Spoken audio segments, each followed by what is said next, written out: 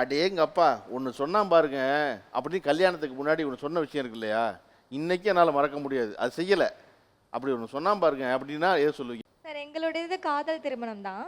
நான் வந்து சௌராஷ்டிரா, அவங்க வந்து தமிழ்.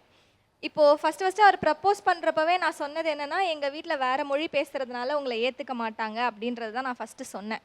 உடனே அவர் நான் கேட்கவே இல்லை, ஆனால் நான் கற்றுக்குறேன், உன் லாங்குவேஜை கற்றுக்கிட்டு உன் சொந்தக்காரங்க முன்னாடி நான் பேசுவேன் பாரு, நான் கன்வின்ஸ் பண்ணுறேன்னு சொல்லி அவராகவே சொன்னார்.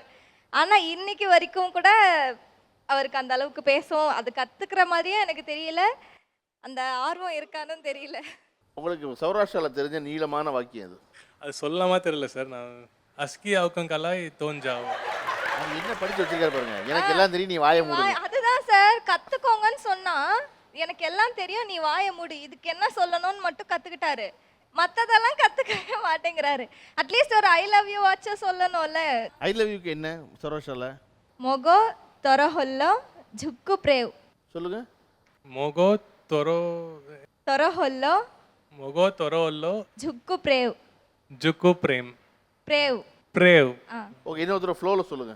மொகோ தொரோல்லோ ஜுக்கு பிரேவ். கொஞ்சம் கஷ்டமா தான் இருக்கும், பட் அவராவே ப்ராமிஸ் பண்ணிட்டு அது சுத்தமா மேரேஜ்க்கு அப்புறம் சொல்லுங்க. என்ன சொல்லணும்?